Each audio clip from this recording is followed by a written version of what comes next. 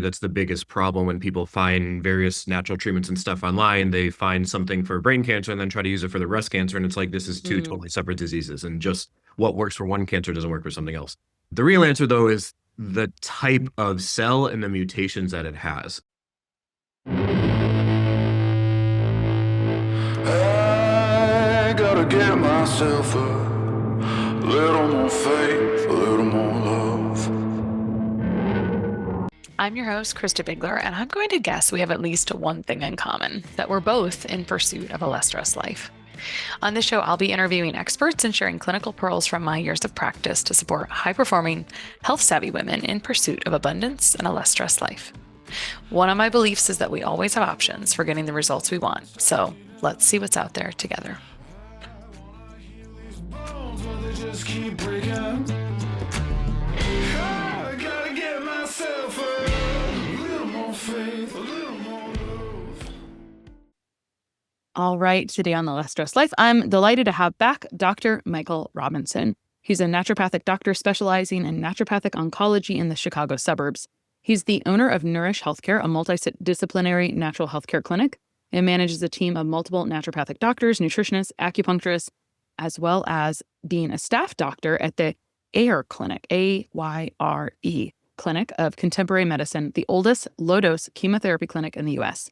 I honestly have no idea how he has time for this. He's a professor of oncology and immunology for University of Western States. He holds a Bachelor of Science in Health Sciences, a Master of Science in Applied Clinical Nutrition, and a doctorate in naturopathic medicine. He's certified in oncology nutrition via the Oncology Nutrition Institute and is a licensed naturopathic physician, a licensed dietitian nutritionist, and a certified nutrition specialist. I wish I could remember which episode, I'm going to find it while we're talking, which episode you were on in the past. I don't know if it was 1 or 2 episodes, but welcome back. Thank you. I'm excited to be back. Is my patient base always watches these different podcasts that I do, and I will say yours is by far the favorite. I hear about it all the time. Oh, good. I'm so glad to hear that because, the goal, podcasts can be a little bit one-sided, right?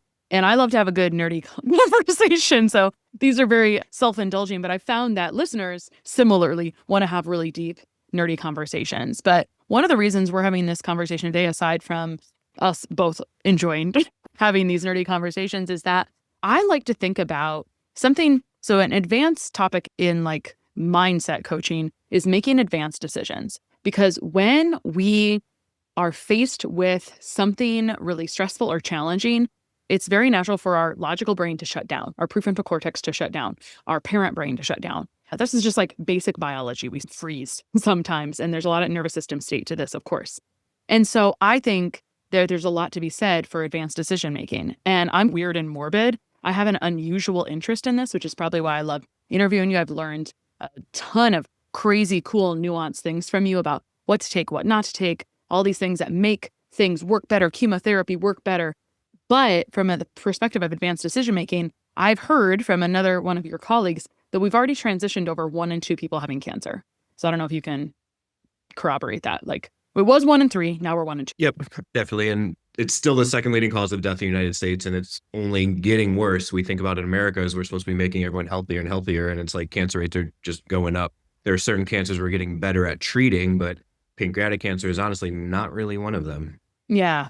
And my grandma was told she would die very soon from pancreatic cancer, actually lived a long time and did not die of pancreatic cancer back in the early 2000s for fun. But back to advanced decision-making, one of the things I think about a lot is developing my cancer toolbox in case I get diagnosed with cancer. Now, I might not be planning to, I might be taking steps to prevent cancer, but I'm not immortal and we got a 50-50 chance here. So I'm just trying to plan in advance because if this strikes, sometimes you don't make intelligent decisions in that time. And so the reason I bring this up is because one of my advanced decision-making things would be I would go see Dr. Rob personally. And the reason for that is I just really enjoy him. I don't really understand how he has the capacity to do all of these things. And I was just asking him if he sees pediatric cancer cases, which is probably one of the most heartbreaking areas because we've interviewed here Dagmara Biney, who has a child who has cancer. And I did not realize you don't have a lot of options when your child is diagnosed with cancer. You can't really get maybe you can get multiple opinions, but you can't choose an alternative treatment from any normal treatment or your child will be taken away, which is in one hand, I can see where we want to make sure the child has the best case of survival so I can understand the one side of it. And on the other side of it, it's, oh my gosh, crazy, right? This is a little bit, I can't even make decisions for my own child. So anyway, and you talked about like you see some children or a lot of children? I see a fairly decent amount just because a lot of people in my field will not see kids. And I actually have a background in pediatrics from a previous career that I did. So I just have always been comfortable with that population. And I didn't want people to be turned away when honestly it's the same drugs, it's the same chemotherapy that we give. It's just a tinier person. And so I'm not going to pretend I don't have all these skills that I could help someone out with just because they are 4 years old, because those are the people that need more help than anything else. And luckily in kids, you can't abandon the standard of care system. Otherwise they will take away your kid. But luckily in my experience, it's kid cancers. There's kind of two different types of kid cancers. Honestly, there's the ones that have very high survival rates. Leukemias and lymphomas and such have over 99% survival rates for certain types, where it's like everything's going to be fine. All we just need to do is do the standard of care, but then make sure it doesn't suck so much the whole time, mitigate side effects, which is not so hard to do. And then the other part of it is these very aggressive cancers that there aren't good answers for. DIPG is this cancer that zero kids have ever survived in the history of medicine.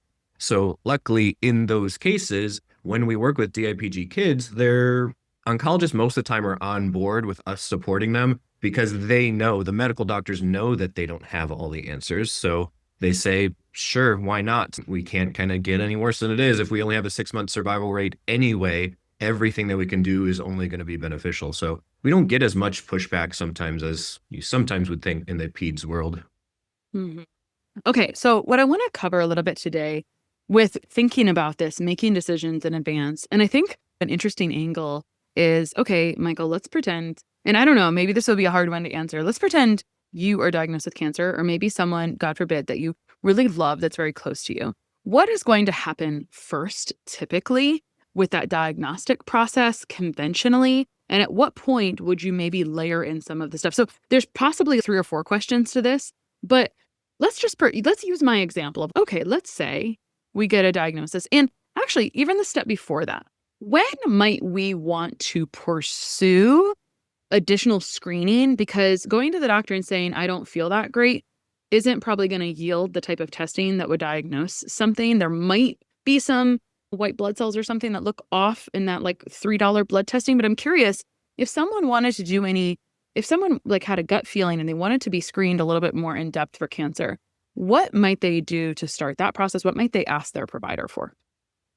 And I will tell you what I do. So I run, and on me and my family members, is we run tumor markers on ourselves every year, once per year. And people are sometimes a little bit familiar with tumor markers because they're familiar with a PSA for males. Males are 50, they get a PSA for their prostate. If it's high, they say, oh, you have prostate cancer. If it's getting bigger, it's getting worse. If it's getting lower, it's getting better. Like people are familiar with that, but that's like the only tumor marker they know about. But they don't realize there's colon cancer tumor markers, stomach cancer, pancreatic cancer. There's 3 for breast cancer, lung cancer. There's a whole bunch of different tumor markers out there. And most of them are like $5 to $10 tests each. So it's like for $100 a year, I can screen for 25 different cancers. And is it going to pick up every single cancer? No, certainly not. But it's like, why wouldn't I spend $10, $100 a year to make sure? I also will whole body MRI myself. People talk about whole body CT scans to screen yourself, but there's a bunch of radiation. And there's been a lot of articles out recently. Our new estimates are roughly 5% of the cancer diagnoses in this country are caused from nothing other than our overuse of CT scans in this country. We're very obsessed with scanning everyone. Whoa. But you can just do an MRI, and you can do an MRI without contrast. There's no chemicals, there's no radiation, there's no nothing. You just sit there with 0 side effects, and you can MRI your entire body, right? And that is more expensive. It's roughly in the $2,000 realm, but that's why I only do it every couple of years. But again, is when you look at a lot of the scary diagnoses, we mentioned pancreatic cancer, it has horrible survival outcomes because nobody finds it until it's stage 4 and there's no other options.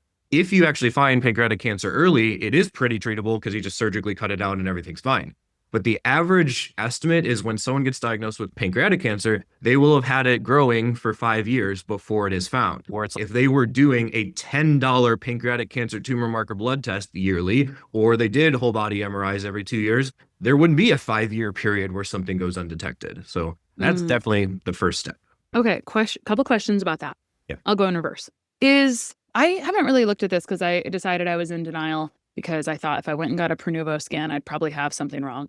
I wasn't quite ready for it. How is a whole body MRI? Like, first of all, who's going to order a whole body MRI as a screening tool? I That doesn't. recommend Pernuvo, which you don't need a provider for. You can just sign up on your own. Okay, so that's the one. But isn't that $5K? No. You can do pieces. If you only wanted your abdomen or whatever, it's $600 or $700. I think for the first whole body MRI, I paid like $2,300. But then once you do it, you get all these referral codes and discount codes and everything. So you can find codes for $500 off and get it for probably $1,800. But we sent, I don't know, probably 50 patients a year there that want to do it too. I've never seen a $5,000 price tag, maybe in patients, but.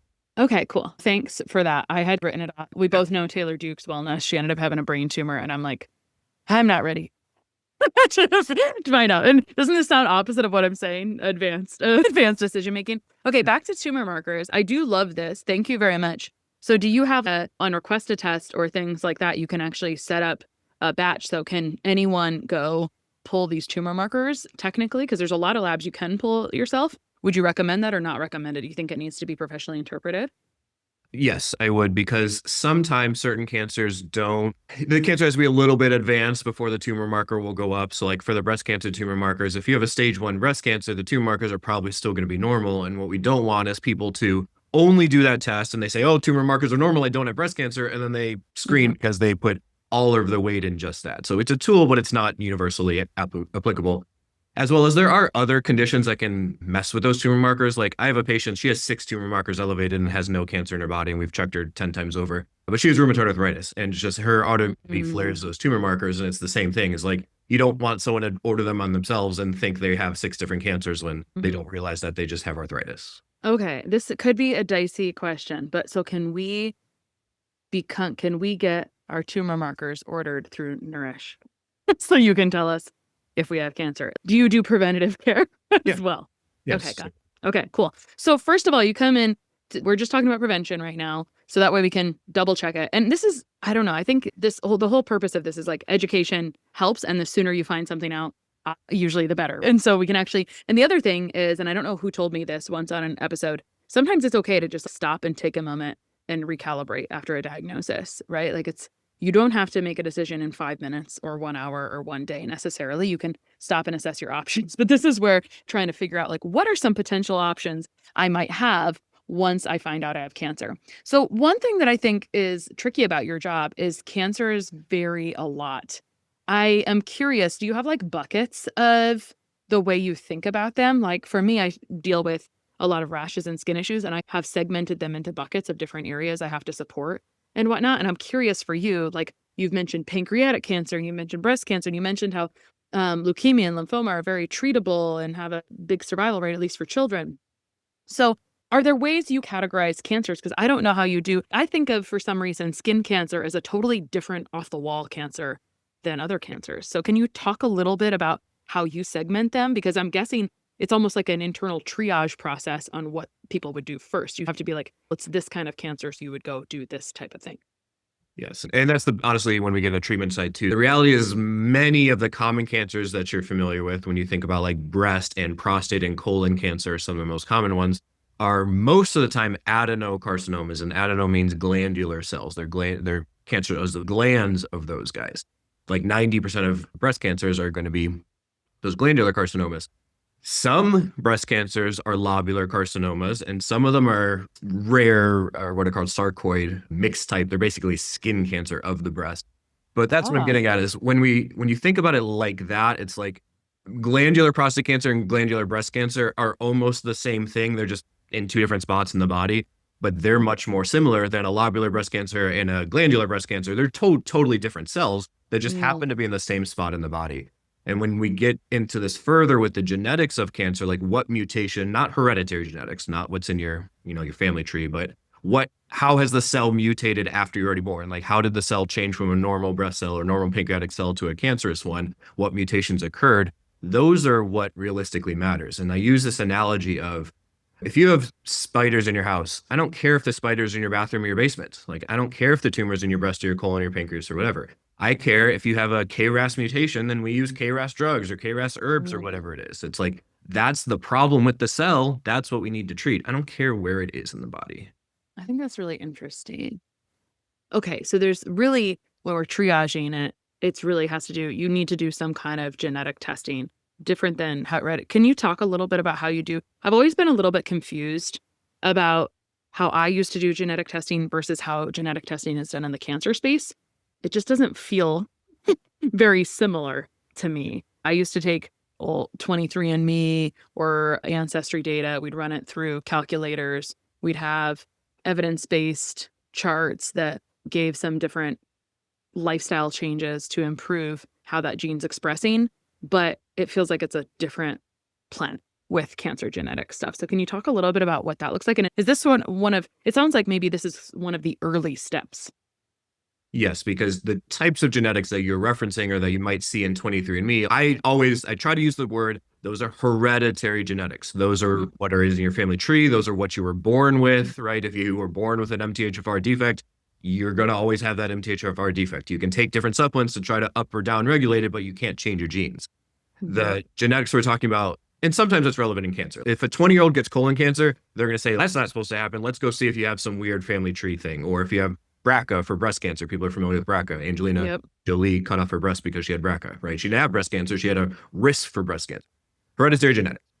The term that we're talking about, the type of testing is called NGS testing, which is next generation sequencing. And they're talking about specifically taking a genetic sample of the cancer. So this isn't just like a blood test and we see what your genes are, or a cheek swab and see what your genes are. This is off of the biopsy. So they take a piece of the tumor, mail it off to a lab that genetically sequences the tumors and says, hey, this tumor has some mutation that all the rest of your cells don't. That's a mutation that happened after the fact because you were exposed to pesticides or heavy metals or mold or whatever it is. Like something happened that changed that normal pancreas cell into a cancerous pancreas cell after you're already born. Maybe you were 70 years old when it happened.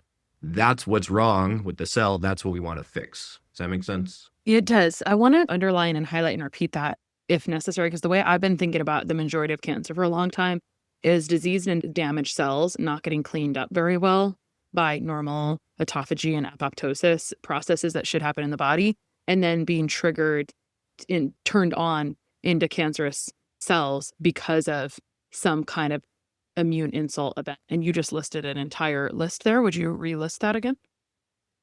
The mutations that can happen after the fact because of radiation exposure, mold exposure, heavy metal exposure, pesticide exposure, alcohol and smoking, and all those other things. So that's what happens. Okay, cool. So that makes sense to me. So what I'm thinking about right now is like when I read your bio, you've got quite a multidisciplinary team. But my understanding is people come see you at all different places. I think one of the most unfortunate things that we see in cancer, that I see a lot in cancer treatment, is that people go to their whoever is the best team local to them or close to them until they are told there's nothing more that can be done, and then they go seek out some type of alternative treatment. I don't want to call you alternative, Michael, or Dr. Robinson. I don't consider you alternative. I consider you integrative. However, anything that's maybe unconventional or something that someone doesn't know about. And that's the beauty of podcasts. It allows us to crack open and be like, this isn't actually. So anyway, my point is it's unfortunate that people wait until sometimes it's very late. And I'm not saying miracles don't happen and success stories don't happen. But I guess what I want to split in half is, I think the first question is, does your team, does your work, do you guys work as primary? Because when we're talking about these, it sounds like we find out what the genetics of the cancer mutation are, and that helps lead to the treatment. So that can happen at their primary care team if they're going to Mayo Clinic, or it can happen if they're coming to you. So you can be primary, or you can be part of a care team to that. Is that correct? Yes, many states, Illinois is one of them, actually have laws on the book that if you have cancer, you basically have to have a medical oncologist on your team. You can't be seen by a other type of provider as your sole provider. So like in Illinois, actually chiropractors or primary care physicians have the best scope in the country. They can do basically everything they want besides prescribe drugs, except treat cancer, unless there's a medical oncologist, not just a medical doctor, but an oncologist on the team as well. So sometimes we're restricted a little bit in that. And we tell people, even if they don't want to go and do chemotherapy and everything like that, you still have to have that person as your main quarterback that you're checking in with to make the law happy and everything like that. But many patients, it's probably a third of our practice is doing completely conventional care, and then they're coming to us for supportive therapies to make sure they're not getting side effects and such. A third of our patients they already did all that, and then they're coming to us for what's left because they've told me I don't have anything left. And then a third of them come to us wanting to not even explore. They don't even want to do the biopsy to get a full diagnosis. They want to come to us as the primary from the very beginning. And most of the time we say, we can't do that. I'm happy to do a whole bunch of care with you, but you need a diagnosis, not only for legal reasons, but I need to know what I'm treating. And like we said, is just because you have breast cancer, well, I don't know what type of breast cancer, and I don't know how to build your treatment plan unless I know what type. So sometimes the law gets in the way, but we do everything we can. I honestly feel there's pros and cons to things, but I feel like you probably spend a lot of time dealing with administrative and red tape. And maybe just because you've been posting about it a lot on Instagram, but I think it's tricky. It's sometimes people are going to their provider and you're providing. So I appreciate you broke down these thirds. The third I really heard was like, how do we reduce the side effects of the conventional treatment? What are some of the most common side effects, right? Neuropathy and the hands and the feet. What are some of the other ones? Definitely GI, just nausea, vomiting, constipation. The constipation is honestly, people always think about the vomiting, but it's really, they dose you on so much Zofran, which is an anti-nausea medication that's extremely constipating. It's really the constipation is worse than the diarrhea and stuff. And then because you're so constipated, you don't end up pooping out the chemotherapy. And then the chemotherapy sits in you longer than it's supposed to. It has way more effects on the patients than they realize. The number one side effects are going to be bone marrow effects, but that's something that, like, unless you're getting a lab, which they do, they are running monthly CBCs, but the patients, you don't feel when your white blood cells are down. You don't feel when your red blood cells are down unless they're totally in the tank. But chemo is not specific to cancer. Chemo is specific to rapidly producing cells, right? So it's your bone marrow that's pumping out your red and white blood cells constantly over and over. That's truly the thing that's most affected. That's why your red and white blood cell counts drop so much, because the chemo wipes out the bone marrow too. And then your other hair, skin, nail stuff and lining of your GI tract, which are also cells that are constantly turning over, those things are going to be affected also, because they're just cells that every day need to regenerate, but they don't have an ability to regenerate when you're on chemo. And we talked a little bit about this before, so we'll spend just a few minutes on it. There's some therapies that you might recommend that makes the treatments more effective, like mistletoe therapy. Yes, certainly. And so a while back, my college-age daughter shared with me that she was tossing and turning and waking up several times per night after a period of stress. We started her on magnesium and her sleep immediately improved. I personally think magnesium should be your first thing to try if you're having trouble sleeping or staying asleep, especially tossing and turning. And it's a no-brainer if you have any restless leg issues. The thing about magnesium is that there's a lot of types of magnesium that will give you symptomatic relief, but I like to steer my clients and loved ones to a more absorbable form of magnesium, because most big box magnesium is mag citrate, and that will push bowels that can be damaging to your teeth if it's used daily, and it's not the most absorbable. Rather, Jigsaw Health makes one of my favorite great tasting magnesium powders called Mag Soothe that has magnesium glycinate, my favorite calming and absorbable type of magnesium. It's available in both a great tasting powder and to-go packet. And they also make a product that's great for slow release, especially if you have restless legs, called Mag SRT. So if you are not falling asleep easily, or if you have disrupted sleep, you can try at least 200 milligrams of great magnesium like Mag Soothe or Mag SRT, especially if you have restless legs. It works better to take this at least 20 minutes before you go to bed to allow it to kick in. And you can get a discount on all of Jigsaw's amazing products, including Mag Soothe, at Jigsaw Health with the code LessStress10. Now, you can use LessStress10 as many times as you want with every order at Jigsaw Health, which is honestly pretty unheard of with coupon codes. So enjoy the magnesium from Jigsaw with my code LessStress10. There's a plethora of research out there on herbs and vitamins that can enhance chemotherapy, but conventional medical doctors don't know what to do with them. And I say all the time, the data isn't published in some crazy alternative medicine journals. Like, it's published in the main journal of oncology and all of the chemotherapy journals and things like that. But if an oncologist reads a study that says turmeric is good for breast cancer or makes their FOLFOX works better, they can say, this is great, but I don't know how to dose turmeric. I don't know what it interacts with. I don't know how to use it. So then they don't use it. But there's hundreds and hundreds of studies, and everything we do is incredibly evidence-based. It's not just us making up and saying, oh, I think turmeric is going to be a good thing.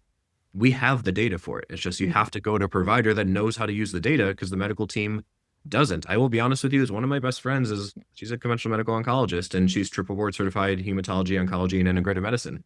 And even though she has the board certification in integrative medicine, hospital won't let her do any of it, because it's like she wants the patients to take these supplements, but she can't.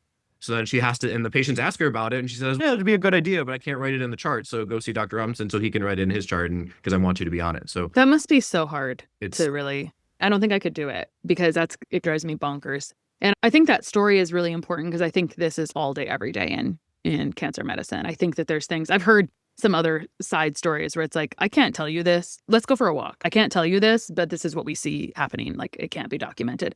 It's like bonkers. Do you have, I think like occasionally it sounds like sometimes the provider doesn't love what you're doing. How can a patient, it's tricky. It's like the patient is in the middle.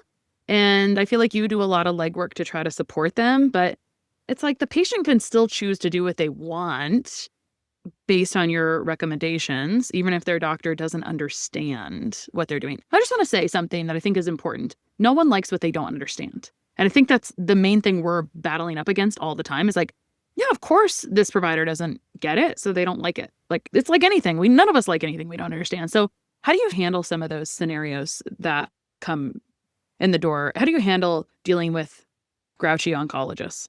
It's shifted a lot. 5 years ago, I used to do a lot of printing out all the studies of everything we prescribe and giving it to them to bring to an oncologist. And I would be getting on phone calls with the oncologist all the time, especially the kids, because everyone's nervous about kids.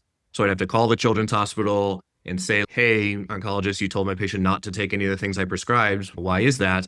And most of the time their answer was like, oh, you're a real provider. And I say, yes, I use chemotherapy in an outpatient setting. We do low-dose chemotherapy, and I use these things alongside of chemotherapy every day. Like, I'm not someone crazy at Whole Foods. And that's what they're just like, I didn't even know you're a real doctor. I thought you're just someone selling supplements online or whatever it was. Yeah. They'd say, I don't know what any of this stuff is, but if you know what it is, now I'll say yes. And now I'm on board with it. So sometimes it was that. And I would just waste all this time printing out studies and on phone calls and everything. And honestly, I don't do the phone calls anymore because half the time I would get the answer of the doctor says, once I send them a study, they're like, oh, this is great. This is awesome. Thanks for opening up my mind. But I still can't tell my patient that it's okay because my hospital won't let me. So I'm not going to spend 10 or 20 hours a week trying to do a fruitless effort when, again, it's up to the patients.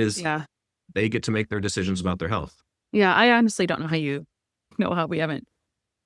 Who the heck else is like Dr. Robinson? I don't even know anyone else like Dr. Robinson. So I'm like, how do you even keep up with what you're doing now? Do we need to come and help you automate some things so you can see more patients, so you can help more people? That's like my concern in life is like, how can we make sure all this hard work, everything gets preserved and it makes it easier? And speaking of, I'm glad that this podcast is a good source of patient referrals. But I told you one day a woman reached out to me and was like, hey, I think my brother should go to see this provider, but would you see him? Is he like a good provider? And I was like, what a bizarre question to ask me. I would see him, but it was just an interesting thing, right? Like people are in a pretty big stress state around cancer. What I want to ask you next is like, we lightly touched on a lot of cancers. We talked about like prevention, then what would happen first, just a little bit of complementary stuff. We need to make sure we link your past episodes because we get more into the nitty gritty of what makes the chemotherapy work better. And I'm going from a perspective of, what would you do if you were diagnosed with cancer type thing? So I want to ask some bigger picture questions now on which cancers. I have things like this in my profession. Like, where do you think there is so much opportunity that you wish you could treat more of? And it's, dang, this could go so much better if you just knew these XYZ was available to you. I'll answer it both ways. It's really, the medical world isn't making any new chemotherapies for the most part. All the new drugs are immunotherapies, biologics, targeted therapies, these very specific drugs that, because again, chemo is not specific to cancer, it's specific to fast growing cells. Now the new drugs, these targeted therapies, immunotherapies are trying to get very specific. Let's shut down one pathway very strongly. And targeted therapies, immunotherapies are amazing. They put cancer to sleep for a year or two or so and are extending survivals a whole bunch because we had these cancers that people would survive 6 months or 12 months. And now we can give an immunotherapy and basically hide the cancer for a year or two. And then the drug will stop working always because the cancer finds a workaround because we're only shutting down one pathway at a time. And there might be 12 pathways that it can grow down. The best conventional medicine has to offer right now in the cancer world is let's do an immunotherapy that might get you a year or two. And then once that stops working, maybe there's another immunotherapy we can switch you to. And maybe there's one or two on the market. And then they say, we hope more drugs are going to be invented by the time we run out of the 1 or 2 years that these immunotherapies are going to buy you. Yikes. That's where we're at. What I would do and what I do with my very advanced patients, whether it's they're coming to me from the very beginning and they have a cancer that doesn't have good survival outcomes, or someone that's already done years of conventional treatment and is out of options, is personalized immunotherapy. So it's basically the FDA makes the drug companies design one drug that you can go and sell to 20 million people, right? It's $21 million to get a drug approved in this country. So if a drug company is going to make a new drug, they have to be able to sell it to lots of people. So all these targeted therapies are made for breast cancer and prostate cancer and lung cancer because everyone gets those cancers. So all of my patients with, say, pancreatic cancer that not a lot of people get, but it has an incredibly bad survival outcome with, there are no targeted drugs for them because no one's designing them. No one's trying to design them for them. So they just get the crappy, there's 2 plans for pancreatic cancer. It's 2 chemotherapies, 2 chemotherapy regimens, and both of them suck. They have 6 months survival outcomes in them. But that doesn't mean that there's not immunotherapies that are relevant for that patient. Again, is if a patient has a KRAS mutation, I want a KRAS drug. I don't care that it's never been gone through a giant study in pancreatic cancer.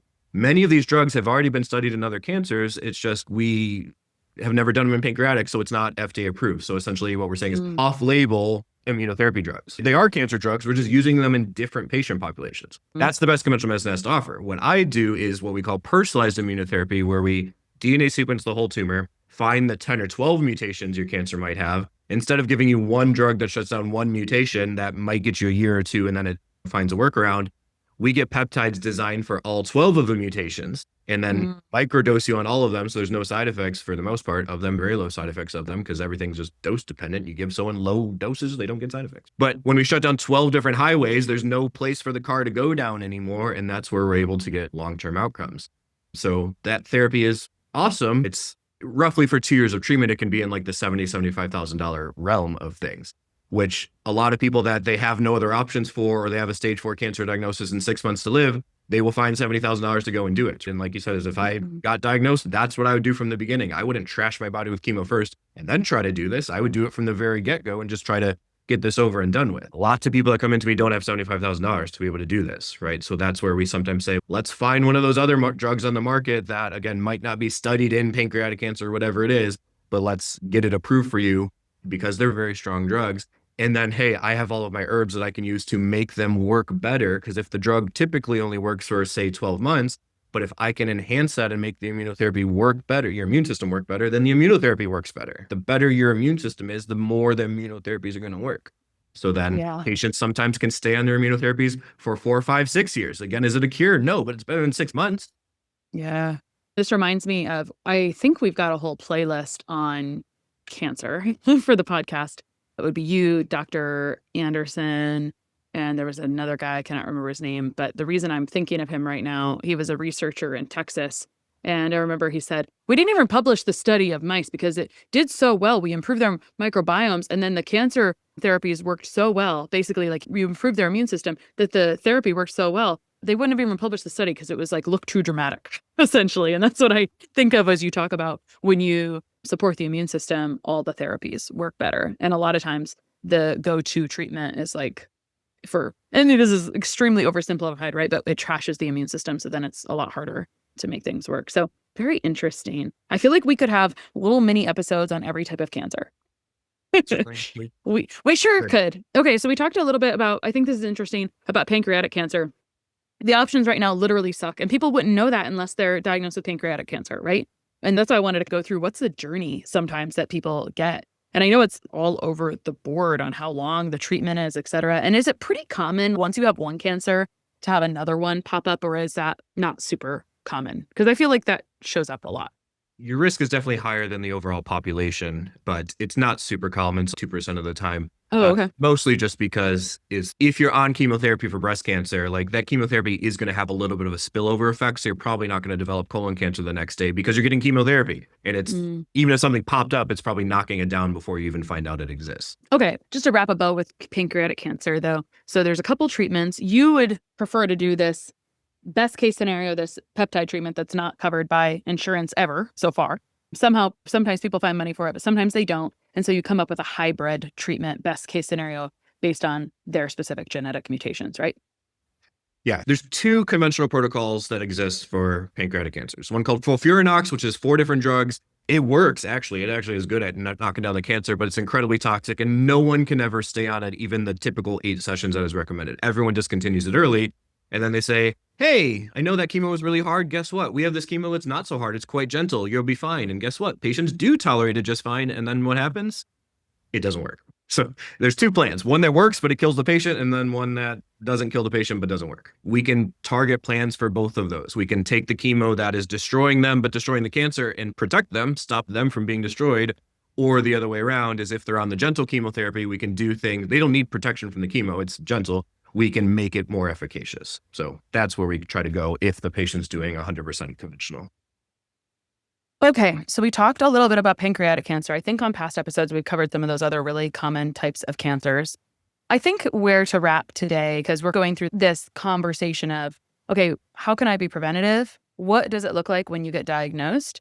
Essentially, the conversation was figure out how to treat that specific cancer based on what's happening with the cancer cells genetically and customize the treatment to that. You talked about 3 different types of client profiles that come to you: reducing side effects, the patient that wants to only do integrative stuff, but they still need to have a primary oncologist. And what was the third type? Patients that have already done all the stuff and now they're out of options, so they're coming to us. Got it. Like with pancreatic cancer would be common. And one of the reasons pancreatic cancer sucks is because you don't find it right away overall. Sure. Are there some other, I suppose, like how many types of cancers are there? Hundreds. Hundreds. Yeah, I don't even know how you handle. 100. Close to I don't know how you do what you do, honestly. It is a pretty challenging thing overall.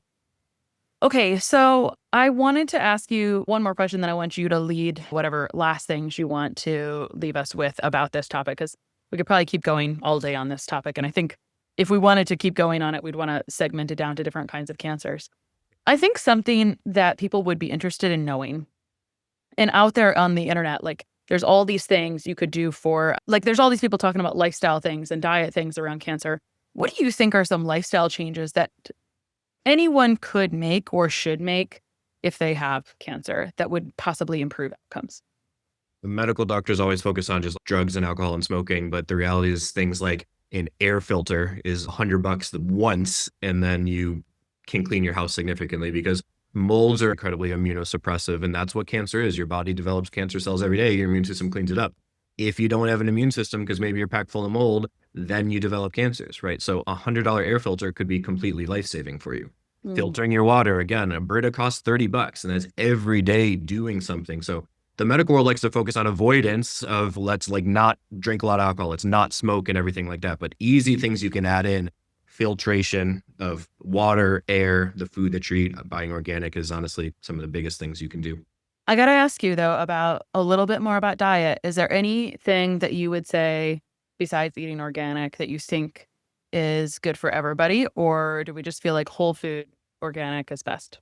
Every patient comes in, either all the patients come in trying to be vegan because they've been told red meat is the cause, or they come in trying to be on keto because they've been told sugar is the cause. But the data is very clear, and there's hundreds of studies on diet and cancer. It's like there is not one magic diet. Mediterranean diet is always the answer because it is generally supportive of many different pathways. But the vegan plans don't work. The keto plans don't work unless it's brain cancer. It does work in brain cancer. But overall, it's getting the crap out of there and eating healthy. And that's what people don't realize is they focus on, oh, if I just get rid of sugar, everything's going to go away. But so you have a breast cancer that's responding to estrogen. That has nothing to do with sugar. And it's like, it's busy eating estrogen all day long. Let's target that pathway. I'm not telling you go live on donuts and McDonald's, but it's stop focusing 100% on sugar. So being dogmatic about it actually ends up most of my patients getting worse outcomes. When we take a step back and say, eat intuitively, eat what you know is healthy and things like that, those patients do better. That makes sense, because if we're inducing stress by over limiting, we're actually suppressing the immune system as well. We know that stress suppresses the immune system. So anything that's really inherently stressful should be contraindicated for everything. So 100%. There's so much we could cover. If someone was listening to this and they were trying to discern their cancer treatment journey, what would be some things you'd for sure want them to know? Get an integrative oncologist, a naturopathic oncologist on your team, because when the medical world says, hey, there's 2 or 3 options and these are your only 3 options, I promise you those are not the only options. And those 3 options might be good options, but they have side effects, and there's things you can do to reduce those side effects. So get a naturopathic oncologist on your team, get psych support, whether it's a pastor or counselor or whatever it is. This cancer is a journey. You mentioned Dr. Paul Anderson. He's written a book with the Chicken Soup for the Soul guy about the emotional journey behind cancer. That is critical too. Joe Dispenza has a whole book called You Are the Placebo, where he dives into all their research. And the people that know they're going to beat their cancer, the people that say, I'm going to die because I have cancer, they're the ones that die early. So that is your team, your medical oncologist, your integrative oncologist, and then the mental health professionals is my main team. Yeah, I really appreciate you saying that. I'll never forget I was working in dialysis a million years ago. Not really that long ago. Sometime between 2010 and 2012 or 13 when we were in this one clinic, because I can picture myself sitting with this man who told me that his wife beat cancer because of her attitude and because of her mindset and because of her faith. Like that was why she beat it. And some things just hit you differently. And there was a real conviction there. And now I've learned so much more about that psychoneuroimmunology as well. Dr. Michael, I can't wait till you come back again. But until then, where can people find you? I'm at nourishhealthcare.org is my website, and pretty much everything is at. On Facebook, it's Nourish Healthcare. On Instagram, it's Nourish Healthcare. So that is us everywhere. Yeah. We'll link your past episodes so people can dive in more. Thanks for doing this big picture. What should we do if we get diagnosed? And how can we prevent diagnosis? And what does it look like when we're diagnosed? So thank you so much for coming on today. Thank you for having me. Appreciate it. These bones, but they just keep breaking.